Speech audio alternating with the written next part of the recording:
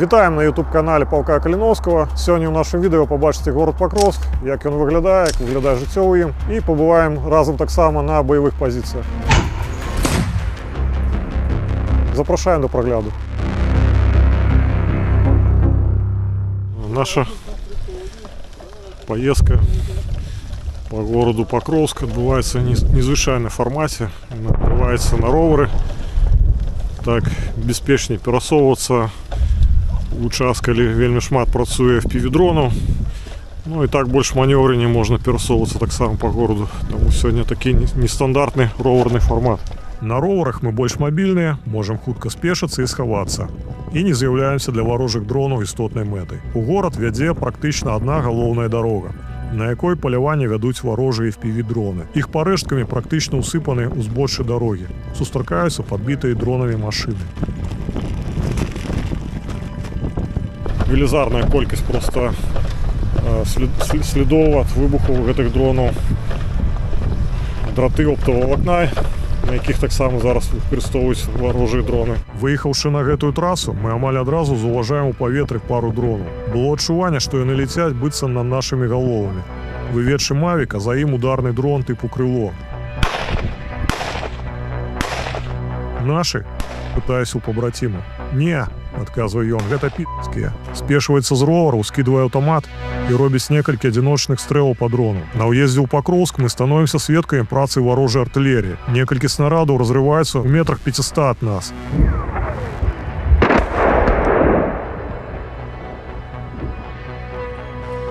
Ось знак города Покровск. И власне при нас ведется артиллерийский обстрел.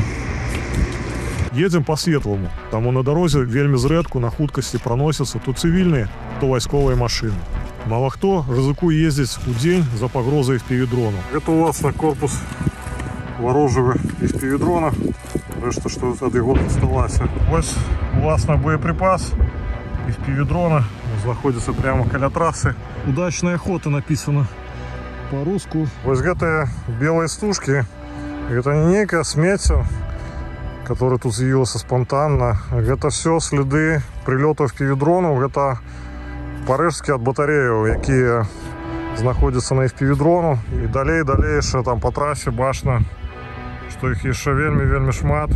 Сам город моментами виглядає вимершим. По стані на 22 год населенство Покровська складало около 60 тисяч жихарів. Зараз їх відовочно менше. По відчуваннях сотні, максимум кілька тисяч.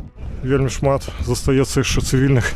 І вони сконцентровані навколо місця, де роздають гуманітарну допомогу. Ось такі надписи на заборах, де живуть ще мирні люди, або жили.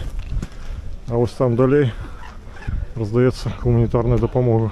Жихари города знаходяться у тяжкій ситуації. Тут практично нема ніякої праці. Город амаль знаходиться у червоній зоні. Тому гуманітарка з'являється єдиним сродком виживання для більшості. При цьому людям пропонують евакуацію в більш безпечні регіони України.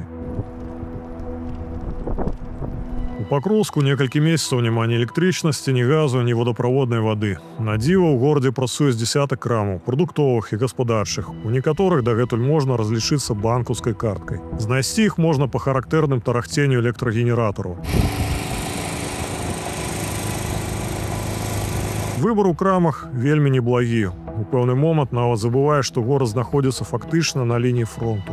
Я чув, що тут до недавнього часу працював навіть манікюрний салон. І графік записів туди був заповнений на кілька днів наперед. Виглядає це вже як мертвий город. Тут практично, як вже казав, нема людей. І так само, життя в цьому городі, скажімо так, воно замерло, затрималося. Є укриття, де можна сховатися під час артилерійського обстрілу. Місцями Покровськ виглядає зовсім некранутим війною. У мене вспливають успоміни про город Бахмут, який ворог метанакеровано руйнував обстрілами і фактично захопив м'ясними штурмами. З того часу тактика у ворога змінилася. На лобові штурми нема вже стільки ресурсів. На мою думку, рашисти намагаються оточити город і змусити українських оборонців покинути його за погрози окруження.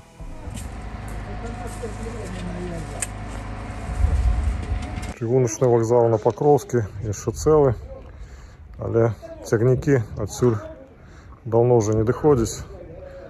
Это частка, на жаль, мертвой інфраструктури города. І, як ви чуєте, так само на фоні протягується артилерійська канонада. У параўнанні з тим же Бахмутом складаецца ўражанне, што жыхары горада быццам персанажы з нейкай камп'ютарнай гульні, якія ствараюць пэўны фон. Яны як цені праходзяць і праязджаюць на роварах побач, ніяк не ўзаемадзейнічаюць з табой. Хочешь круассанов? Не понял. Круассан, ну эти Булочку. пирожные булочки. Будешь? Да я Бесплатно. чё я всё.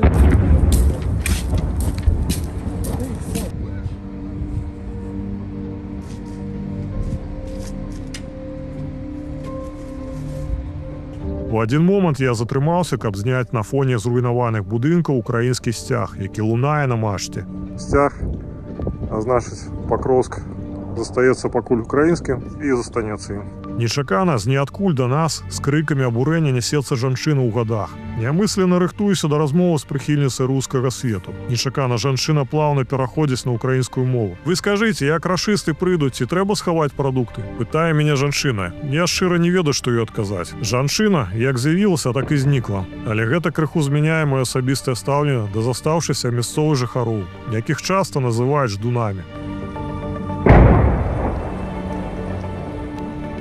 Праязджаем крыху далей па цэнтры і бачым вялікі зруйнаваны шматпавярховы будынак. Напалову выгаралы ад пажару. А, то что-то серьезное прилетело. Воронка перед жылым домом, які поцерпел от выбуху и фактично выгорел от пожару.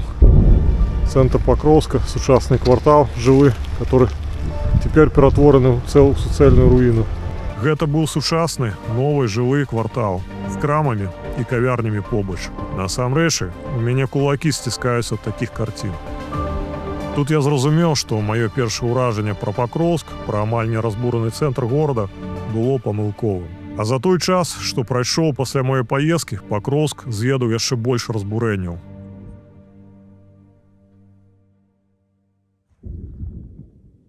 Хуйло приземлился в Покровск.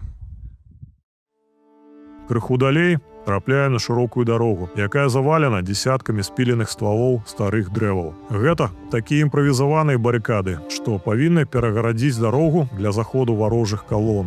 Вось так падрыхтаваныя ўмацаванні ў горадзе Покровск. Імправізаваныя так званыя зубы дракона, паваленыя дрэвы, ну і калючы дрот. І котик стаіць на посту абароніць город Покровск, так что все будет упомянуто. У той же час под Покровском минометчики полка Калиновского падтрымліваюць абаронцаў горада. Заезд на пазіцыю – гэта сёння адна з найбольш небяспечных частак баявой працы. Усё праз тыш FPV-дроны, таму заязджаем туды па цемры. Пры гэтым на пад'ездзе да пазіцыі нельга карыстацца фарамі, каб не выкрыць сваё перамяшчэнне і саму пазіцыю. Даводзіцца ехаць літаральна на вобмацак. Заезд на пазіцыю – гэта таксама ратацыя разліку мінамёту, папаўненне правіанта і боепрыпасаў. Перагрузку трэба правесці максімальна хутка, каб не прыцягнуць увагу ворага і не раскрыць пазіцыю. Становімся ў ланцуг і з рук у рукі хутка перадаем мінамётныя міны, асабістыя рэчы ды ваду. Так, держи. Пазіцыя – гэта не толькі месца, дзе знаходзіцца сам мінамёт, але і часовае жытло для разліку мінамёта ды камандны пункт сувязі. Комфортненько. Мало места, ну, блядь, для четверых тут. Самае бяспечнае месца на вайне цяпер пад зямлёй. Чым глыбей, тым бяспечней. Напрыклад, гэта падвалы ў дамах і вясковыя паграбы. Нашы хлопцы знайшлі адзін з такіх паграбоў і самі яго абшылі ўсярэдзіне фанеры. Скруцілі імправізаваныя ложкі, сталы, паліцы і нават невялічкі шафы са скрынак з-пад мін. Так ось выглядае пазіцыя. Вот такое подвальное помешкание наших ВРО. Тут Ян сидит нечто в телефоне. С такие полички так само. Такие памяшканні становяцца часовым домом для вояроў. Таму быт і камфорт тут маюць важнае значэнне. Тут хлопцы дзяжураць у чаканні баявой працы, спяць, гатуюць сабе ежу і гарбату. Як толькі паступае каманда праз рацыю, прыміце каардынаты для працы. Усе сінхронна падрываюцца з ложкаў і выбягаюць на агнявую пазіцыю. Я буду чекать, я думаю, сейчас расстрелится миномет полез. Кожны у разліку выконвае сваю працу. Адзін рыхтуе міны, накручвае на іх выбухоўнікі і падносіць да мінамёта. Полез там як? Двое іншых ваяроў наводзяць па каардынатах мінамёт. 7, 50, 30, 58. Чацвёрты, камандзір разліку, атрымлівае дзяжурнага каардынаты для стральбы і перадае карэкціроўку і папраўкі. А галоўнае, дае загад разліку. Выстрел! Шановні глядачі, полку Каліновську ўся ж патрэбная ваша дапамога, таму вы можете падтрымаць нас па QR-кодзе, который вы бачыце на экране, а таксама па спасылцы ў апісанні. Дзякуем за дапамогу. Мінамётчык беларус Ян Мельнікаў з Пакроўскам знаёмы яшчэ з 14 году, калі разам з іншымі украінскімі добраахвотнікамі сарваў тут псеўдарэферэндум, які намагаліся правесці прарасійскія сепаратысты. Праз 11 гадоў ён вярнуўся сюды, каб бараніць горад ад расійскай навалы. Ты это снял? Калі вы нахіляліся, засняў, ты што? Я не нахилялся, я такой, хуйня. Не по нам, сразу понял. Свист долгий. Асноўны характар дзеянняў гэта варожыя пехотныя групы па 6, па 8, па 10 чалавек. Мы прыкладаем свае намаганні для таго, каб канкрэтна зараз нашымі мінамётнымі разлікамі знішчаць гэтыя групы па меры іх выяўлення. Ваня, выстрел! Увесь час, пачынаючы з 2014 года, беларусы стаялі на самых жорсткіх кропках фронта. Са свайго боку робім усё магчымае, усе намаганні мажлівыя. Дзеля таго, каб стрымаць ворага, мы прыкладаем. Вон над нами, видишь, вон над нами. Варожыя і свае дроны, як па трасе, снуюць туды і назад. Нашым хлопцам атрымалася з аўтамата збіць некалькі дронаў праціўніка. Адзін з якіх сучасны ударны дрон «Маланка». Мы бачым на першым плане, гэта парэшткі ударнага расійскага дрону пад назвай «Молнія». Гэта падбіты украінскі бронетранспартёр і падбіты ён, уласна, БПЛА гэтым расійскім сучасным «Молнія». Часам яго лёгка бывае збіць, але часам ён можа і нанесці шкоду, як у гэтым выпадку з дадзеным падбітым бронетранспартёрам. Карыстаючыся чарговай ратацыяй, спыняемся на дарозе з пазіцыі, каб на стэле на ўездзе ў Пакроўск усталяваць беларускі нацыянальны сцяг. Сцяг, які будзе напамінам пра ўсіх беларускіх добраахвотнікаў, якія баранілі гэты горад. У баях за яго загінула беларуская добраахвотніца Марыя Зайцева. На момант здымак мне здавалася, што сітуацыя ў Пакроўску крытычная і горад можа не выстаць. Але прайшоў час, я бачу, як горад бароніцца, як горад стаіць. А таму барацьба працягваецца. Слава Ўкраіне, жыве Беларусь!